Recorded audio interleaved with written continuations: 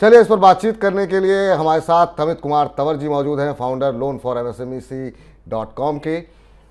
बहुत बहुत स्वागत है सर मनी नाइन के इस मंच पर, आज के इस कार्यक्रम में जुड़ने के लिए। और तमाम आज का विषय भी काफ़ी महत्वपूर्ण है और बैंक लॉकर पे हम बातचीत करने जा रहे हैं। आए दिन हम देख रहे हैं बैंक लॉकर से अब चोरी होने की खबरें आ रही हैं।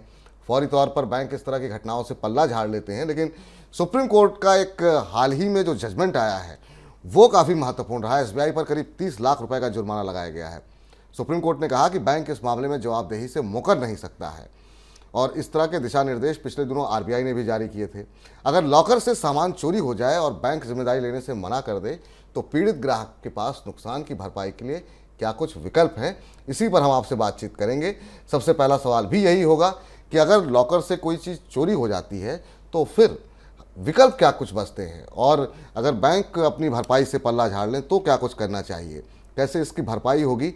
ये एक बहुत महत्वपूर्ण विषय है क्योंकि हम बैंक को सबसे सुरक्षित मानते हैं। अभी भी जो कंजर्वेटिव लोग हैं वो म्यूचुअल फंड हो या निवेश के बाकी विकल्पों के बजाय बैंकों पर भरोसा ज़्यादा करते हैं। लेकिन अगर बैंकों में ही सेंध लग रही है तो फिर जो आम व्यक्ति है, आम नागरिक है, वो जाए तो जाए कहाँ। विपुल जी, बैंक वाकई में विश्वसनीय जगह है, इसमें कोई दो राय नहीं। बैंक के जो लॉकर हैं कीमती सामान रखने के लिए सबसे सुरक्षित माने जाते हैं और बैंक उनके लिए एडिक्वेट सिक्योरिटी का इंतजाम भी करता है। लेकिन इसमें कुछ खामियां भी रही हैं। बहुत सारी जो है ब्रांचेज, खासतौर पर मैं पीएसयू बैंक्स की अगर बात करूं, उनके केसेस गाये बगाए आते रहते हैं जहां पर बैंक में डकैती हुई तो पता लगा कि जो है वहां पर सीसीटीवी नहीं था या प्रॉपर गार्ड का इंतजाम नहीं था, या उन्होंने जो मानक होने चाहिए थे सेफ के, जो आपका सिक्योरिटी एपरेटस यूज किया जाता है लॉकर सिस्टम का, उसका वो प्रॉपर जो है नहीं था। तो ये कुछ प्रॉब्लम्स हैं जिनको जो है एड्रेस किया गया। और एक इसमें बड़ा ही स्पेशल केस हुआ। एक सुप्रीम कोर्ट ने स्पेसिफिकली फरवरी 2021 में जी कुछ गाइडलाइंस दी एक केस के सिलसिले में। ये केस क्या था, बहुत ही ब्रीफ करके बता देता हूं आपको। जी एक आदमी ने अपने कुछ वैल्यूएबल बिलोंगिंग्स, गोल्ड वगैरह के ऑर्नामेंट्स, आभूषण अपने लॉकर में रखे। बैंक को उसने रेंट दे दिया। उसके कुछ दिन बाद ही बैंक में वो अपडेट नहीं हुआ, जो भी गड़बड़ रही उसकी वजह से बैंक वालों ने उस लॉकर को तोड़ा और तोड़ करके उन्होंने कहा कि साहब हमें ये 2 आइटम आपके मिले हैं, और उन्होंने मामला रफा दफा करने की कोशिश करी। कस्टमर ने अपना रेंट पे कर दिया था। मिस्टर अमिताभ दास गुप्ता इनका नाम था। अब ये घटना है 92 से 94 के बीच की। एंड वहां पर उन्होंने जो डिस्प्यूट अराइज हुआ, उन्होंने कहा मेरे 7 ऑर्नामेंट्स थे। बैंक ने कहा नहीं जी, हमें तो आपके 2 ही मिले। तो उन्होंने उनसे जो है डिस्ट्रिक्ट फोरम में जाकर के, कंज्यूमर का जो डिस्ट्रिक्ट फोरम होता है वहां पर 3 लाख रुपए के लिए केस डाला और 50,000 रुपए का लीगल एडवाइजरी का, और वो उनको अवार्ड भी कर दिया गया क्योंकि उसमें बैंक की नेग्लिजेंस थी। बैंक ने रेंट देने के बावजूद लॉकर तोड़ दिया था। जैसे मैंने अभी बताया, पीएसयू बैंक्स में इस टाइप के केस होते रहते थे। अब बैंक ने इसको कंटेस्ट किया एपलेट अथॉरिटी में। एपलेट अथॉरिटी से केस गया जो है फाइनली सुप्रीम कोर्ट में। सुप्रीम कोर्ट में एक लंबे अरसे के बाद फाइनली जो है फरवरी 2021 में ये कुछ गाइडलाइंस दी और ये फैसला दिया कि आपको 5 लाख रुपए का तो मिलेगा कंपेंसेशन, इसके अलावा 1 लाख रुपए की आपको मिलेगी लीगल जो आपका जो चार्जेस वगैरह लगे उसका कंपेंसेशन। तो टोटल 6 लाख रुपीज का इस केस में कंपेंसेशन दिया। और इन्होंने जो मोटा मोटा जो सुप्रीम कोर्ट ने अपने रूल्स लिखे उनमें उन्होंने बताया कि बैंक जो है, बैंक के पास में लिबर्टी नहीं है कि वो यूनिलैटरल यानी कि एक तरफा या कोई अनफेयर टर्म्स कंज्यूमर्स के ऊपर इंपोज कर सके। सबसे पहला बहुत ही इंपॉर्टेंट जो है, जो उन्होंने जो लाइनें लिखी वो ये लिखी। उसके बाद में उन्होंने जो है ये पाया कि जो प्रेजेंट सिस्टम है बैंक लॉकर का, वो सभी बैंकों का डिफरेंट है। सबने अपनी अपनी मर्जी से जो है चीजें चला रखी हैं। किसी ने कुछ रूल बना दिए, किसी ने कुछ रूल बना दिए, उसके हिसाब से काम धंधा कर रहे हैं। ये गलत है। आपका जो है स्टैंडर्ड ऑपरेटिंग सिस्टम होना चाहिए, एसओपी होना चाहिए इसके लिए, और वो आरबीआई बनाएगा विद इन 6 मंथ। उन्होंने आरबीआई को ये जिम्मा भी दिया। इसके अलावा उन्होंने कहा कि जब तक हम आरबीआई ये रूल नहीं बनाता तब तक जो गाइडलाइंस हम दे रहे हैं वो गाइडलाइंस आपकी इफेक्टिव रहेंगी। जी, अब यहाँ पर एक और महत्वपूर्ण सवाल उठता ये है कि अगर कोई आम व्यक्ति इस तरह की घटनाएं सुनने के बाद अगर लॉकर लेने से घबरा रहा है तो उसके पास कोई एश्योरेंस है? मान लीजिए कि कल को किसी ने 5 लाख रुपए रखे हैं उसमें, या ज्वेलरी रखी है, बैंक कहता है कि नहीं आपने 2 ही लाख रुपए रखे हैं, या फिर कोई व्यक्ति 2 लाख रुपए रखता है और कहता है कि इसमें 5 लाख रुपए थे, तो इसको जज करने के लिए, क्योंकि बैंक पहले तो इसकी एंट्री कराता नहीं है कौन कौन से सामान हैं, वो कहते हैं कि आपने जो है लॉकर ले लिया है, उसके बाद हमारी जिम्मेदारी ख़त्म हो जाती है। तो ऐसे में दोनों तरफ से अगर कोई ग्राहक फ्रॉड करता है या फिर बैंक का कोई एम्प्लॉय फ्रॉड करता है, इसको चेक एंड बैलेंस करने के लिए कुछ नियम है क्या? विपुल जी, मैं आपका जो पहला क्वेश्चन था उसका भी एक थोड़ा सा हिस्सा बच गया था, अब इसको दोनों को क्लब करके मैं आपको जो है बता देता हूँ। जी।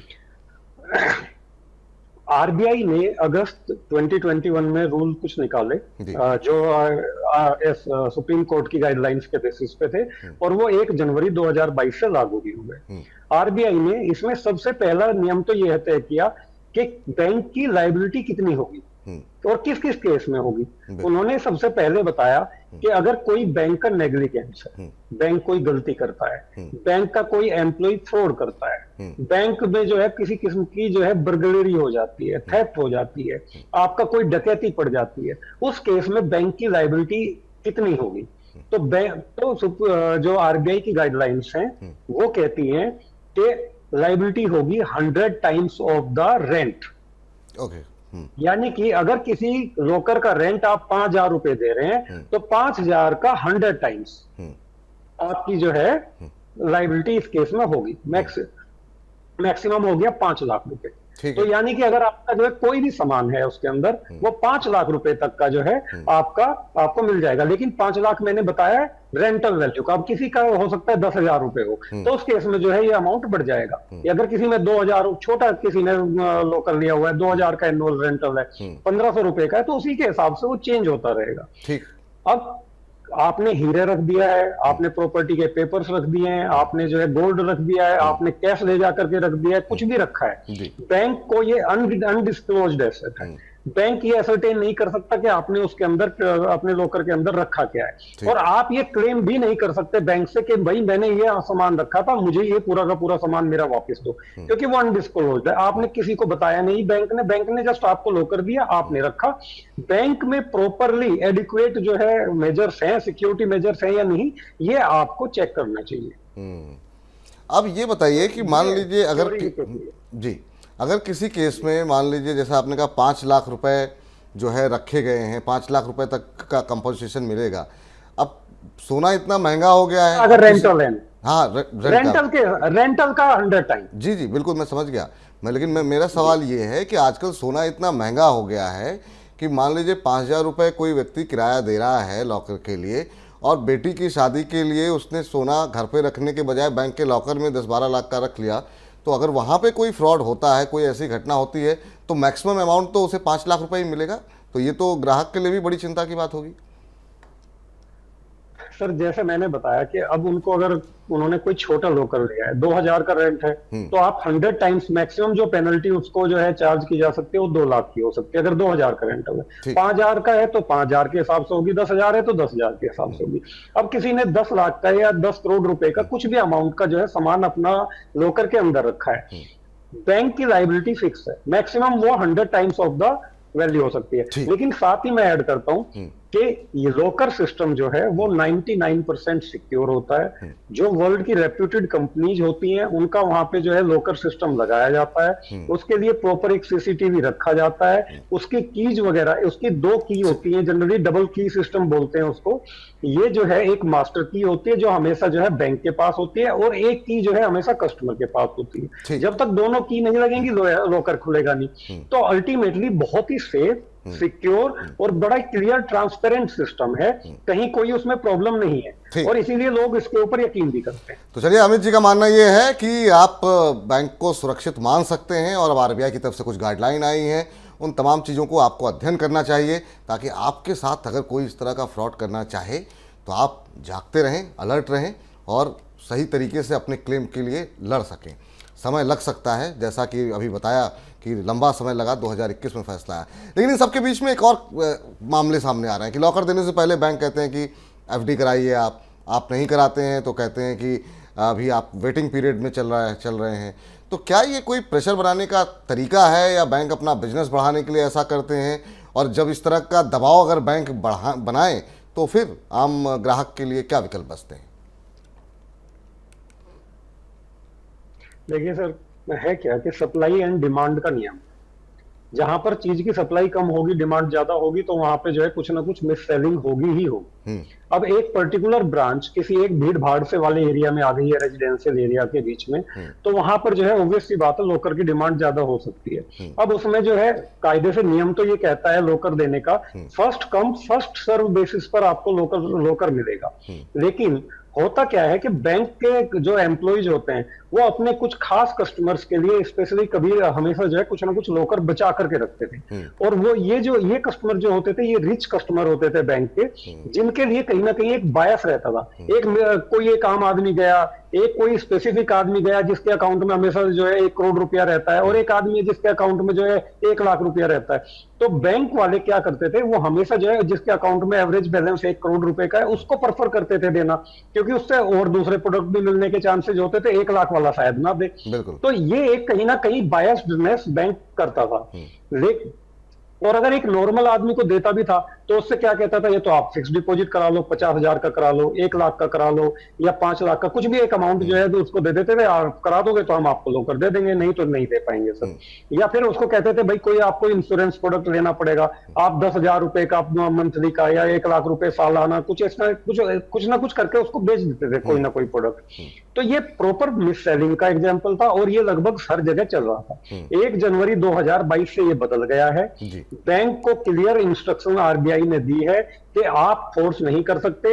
आपके पास जितने भी एम्प्टी लॉकर हैं आप उनकी लिस्ट जो है पब्लिक करोगे, आपका जो भी स्टैंडर्ड ऑपरेटिंग प्रोसीजर है उसकी डिटेल लगाओगे, जो भी आपके चार्जेस हैं उसकी डिटेल पब्लिक में नोटिस बोर्ड पे लगाओगे, और वो ये सारी चीजें जो भी आपके पास लॉकर देने के लिए आएगा उसको देनी पड़ेगी। अब मैंने अभी शुरुआत की थी कि अगर भीड़ भाड़ का एरिया है, ब्रांच है, वहां पर बहुत सारी डिमांड है, तो उस केस में क्या किया जाए? उस केस में बैंक एक वेटिंग रजिस्टर मेंटेन करेगा। तो आपका नाम वेटिंग रजिस्टर में नोट कर लिया जाएगा, और जब भी आपका जो है लोकर देने का नंबर आएगा आपको स्पेसिफिकली बैंक इंटीमेट करेगा, और इंटीमेट करके आपको लोकर अलॉट करेगा। अगर इस तरह का मामला नहीं होता है तो आप उसके खिलाफ कार्रवाई कर सकते हैं, ऊपर जा सकते हैं, क्योंकि ये ट्रांसपेरेंसी के लिए अब बोल दिया गया है बैंकों को आरबीआई की तरफ से। जी बिल्कुल सर। अगला सवाल अब ये निकल के आता है, कई लोग बैंक लॉकर में गोल्ड, डायमंड, कैश और प्रॉपर्टी की सेल डीड आदि भी रखते हैं। क्या लॉकर में सामान रखने के लिए कोई मानक है कि इसमें क्या क्या रखा जा सकता है, क्या नहीं रखा जा सकता है? सामान रखने को लेकर के क्या कुछ नियम हैं, और अगर हैं तो वो क्या है? सर देखिए, मोरल आपकी रिस्पॉन्सिबिलिटी है कि आप लॉकर का सही इस्तेमाल करें। बैंक उसमें कहता है कि आप किसी किस्म के कोई वेपन सिस्टम ना रखें, कोई ऐसा सामान ना रखें जो अनडिस्क्लोज्ड आपकी जो है संपत्ति हो, या कोई ऐसी संपत्तियां जो गैर कानूनी तरीके से आपने जो है अर्जित की हो, ऐसी चीजें जो है अपने लॉकर के अंदर ना रखें। अब समस्या यहाँ पे आती है कि जो है बैंक उसको मॉनिटर नहीं करता। आपका जो भी आप इसके अंदर एसेट्स रख रहे हैं, आपके जो है कोई भी एसेट्स को मॉनिटर नहीं कर रहा है बैंक, तो उस केस में आप कुछ भी रख देते हैं। अब जब आप कुछ भी रख देंगे तो ये एक छोटा सा इश्यू जो है यहाँ पर रहता ही रहता है विपुल जी, कि अल्टीमेटली आप जो है कभी अभी आपने देखा होगा ईडी की रेड्स पड़ती हैं जहां जहां पर वो करोड़ों करोड़ों रुपए का कैश जो है निकल रहा है, कहीं पे करोड़ों रुपए के हीरे निकल रहे हैं, करोड़ों रुपए के जो है अरबों रुपए की प्रॉपर्टी के डॉक्यूमेंट्स निकल रहे हैं लोकल में से। तो लोग बाग tend to misuse these facilities. Otherwise ये फैसिलिटीज उन आपके, अभी जैसा आपने शादी के लिए गोल्ड की बात की थी कि बेटी की शादी है, उसका गोल्ड को सुरक्षित करना है तो बैंक में रख दिया कि भाई कहीं कोई उल्टा सीधा काम ना हो जाए, घर पे रखने पे कोई चोरी ना हो जाए, इस टाइप की घटनाओं से बचाव के लिए। ये एक मॉरल सही तरीका है, मॉरल रिस्पॉन्सिबिलिटी सही तरीका है। दूसरी तरफ इलीगल मीन्स के थ्रू जो पैसा कमाया गया है उसके लिए जो है आपका जो है लॉकर इस्तेमाल नहीं होना चाहिए। तो इलीगल तरीके से बैंक लॉकर को इस्तेमाल ना करें, आगे चल के आपके लिए मुश्किलें हो सकती हैं, और लॉकर लेना आपका हक है, आप लेना चाहें ले सकते हैं। इसके लिए कोई भी बैंक आपको मना नहीं कर सकता है। उनको पूरी पारदर्शिता रखनी होगी, एक रजिस्टर मेंटेन करना होगा, आपका नंबर जब आएगा तो आपको मिलेगा। अगर आपको लगता है कोई आपके साथ जानबूझ करके अवॉइड कर रहा है तो उसकी शिकायत आप ऊपर कर सकते हैं। अगला सवाल ये कि अगर बैंक लॉकर को लेकर के अगर मान लीजिए कोई दुर्घटना हो गई, कहीं आग लग गई, कहीं बाढ़ आ गई, कभी शॉर्ट सर्किट हो जाता है, भूकंप जैसी कोई घटना हो गई, तो इसकी भरपाई के लिए क्या कुछ प्रावधान है? क्या यहाँ पर भी वही नियम लगेगा जो आरबीआई की गाइडलाइन है कि जो आप रेंट अदा कर रहे हैं उसका 5 गुना आपको मिलेगा? क्या कुछ यहाँ पर नियम है? 100% माफ हाँ कीजिएगा। विपुल जी, हाँ विपुल जी, देखिए मैंने एक नियम आपको बता दिया है कि बैंक कितने तक के लिए liable, up to 100 times of the rental value bank is liable. Then दूसरी चीज साहब जो है, अगर कोई नेचुरल क्लैमिटी जाती है, अर्थक्वेक आ जाता है, आपका फ्लड आ जाता है, आपका लाइटनिंग या कोई थंडर स्टॉर्म जैसी घटना हो जाती है, या कोई एक्ट ऑफ गॉड हो जाता है, तो उस केस में बैंक लायबल नहीं है। This is very much clear. Bank भूकंप के केस में लायबल नहीं है, फ्लड आ जाता है लायबल नहीं ठहराया जा सकता। इसी तरीके से अगर कोई कस्टमर अपनी किसी गलती की वजह से अपनी अपना जो लॉकर है वो किसी को इस तरीके से ऑपरेट करा बैठता है जो नहीं होना चाहिए, उस केस में भी बैंक की कोई रिस्पॉन्सिबिलिटी तय नहीं की जा सकती। हाँ, अगर बिल्डिंग कोलैप्स कर जाए नेचुरली, अब जैसे बैंक ने कहीं पे ब्रांच खोली है और वो ब्रांच जो है अब बिल्डिंग पुरानी हो गई है, जर्जर जैसी अवस्था में आ गई है, और वो बिल्डिंग कोलैप्स कर जाती है, उसकी वजह से वैल्यूएबल का नुकसान हो जाता है, देन उस केस में जो है 100% बैंक लायबल है। लेकिन लायबल कितना है वो मैं आपको बता चुका हूँ, 100% ऑफ द रेंटल वैल्यू। और इसको ये जो पैसा आराम से कस्टमर्स को, कंज्यूमर्स को मिल जाए, आरबीआई ये भी कहता है कि पर्टिकुलर ब्रांच के लिए जहां पर भी आपका जो है लॉकर है, बैंक प्रॉपर इंश्योरेंस ले दे, जिससे कि इंश्योरेंस कंपनी से जब भी इस टाइप की कोई बिल्डिंग कोलैप्स या कोई इस वजह से चोरी डकैती की घटना हो जाती है, उस केस में कंपनसेशन दी जा सके। हाँ, मेरा अगला सवाल भी यही था कि क्या इस तरह के मामले में कोई इंश्योरेंस पॉलिसी नहीं होती है कि अगर कोई इस तरह की कोई नेचुरल क्लैमिटी हो गई, मान लीजिए भूकंप है, बाढ़ है, या फिर कहीं कोई ऐसी घटना हो गई, आतंकी घटना हो गई, तो कोई इस तरह की बीमा की व्यवस्था नहीं है क्या?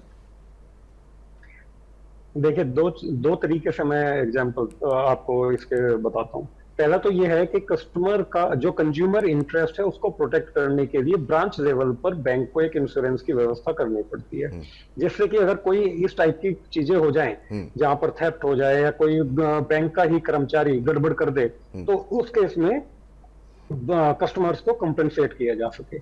उसके लिए जो है बैंक, आरबीआई कहता है कि बैंक प्रॉपर एक ब्रांच वाइज पॉलिसी लेकर के रखे। ये बैंक के एंड पे है, इसका कस्टमर से कोई लेना देना नहीं है।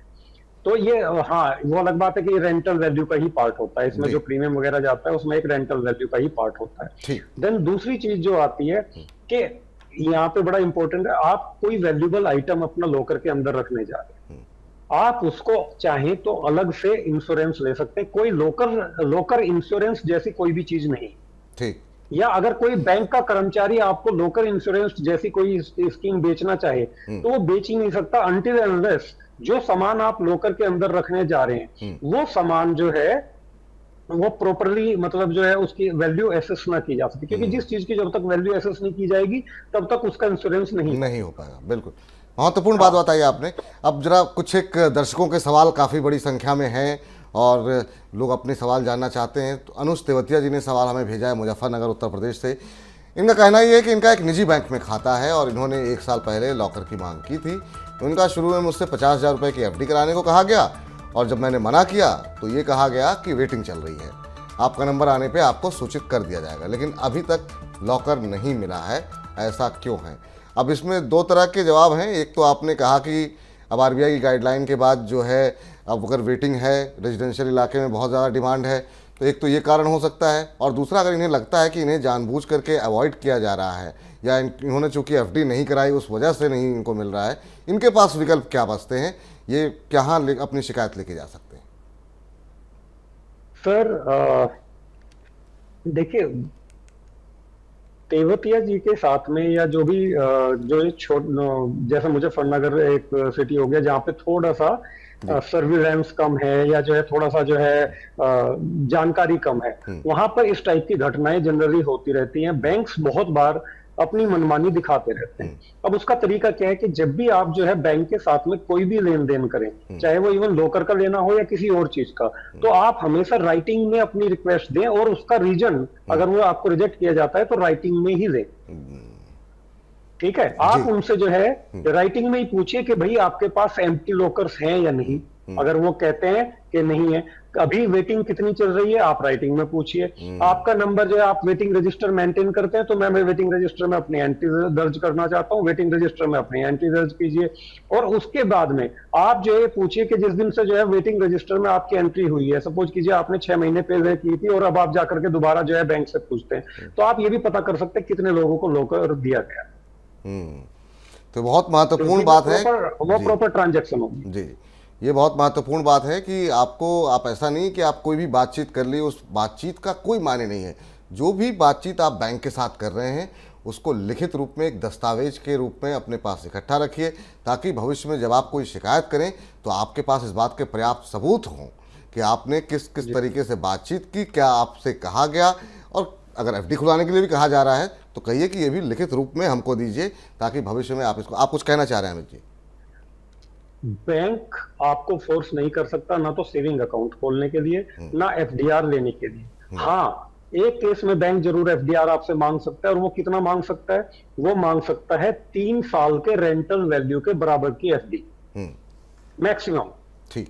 तो अगर, और वो भी इसके इसलिए कि 3 साल में, चूंकि एक बार लोकर ऑपरेट होना मैंडेटरी है, तो इसलिए जो है 3 साल का आपसे जो है एफडीआर किया जा सकता है। तो अगर किसी का 10,000 का लोकर का रेंटल है तो 30,000 की रेंट ली जा सकती है। अगर 2,000 का रेंटल है तो 6,000 का एफडीआर ले सकता है। बैंक इससे ज्यादा का वैल्यू का आपसे एफडीआर डिमांड नहीं कर सकता। तो इन छोटी छोटी बातों का रखिए ध्यान। चलते हैं सुदेश ग्रोवर जी के पास, कपूरथला पंजाब से उन्होंने सवाल भेजा है, और इनका सवाल यह है, मैंने 6 महीने पहले एक सरकारी बैंक में लॉकर की सुविधा ली है। सामान रखने के बाद अभी तक इन्होंने इसे एक बार भी इस्तेमाल नहीं किया है।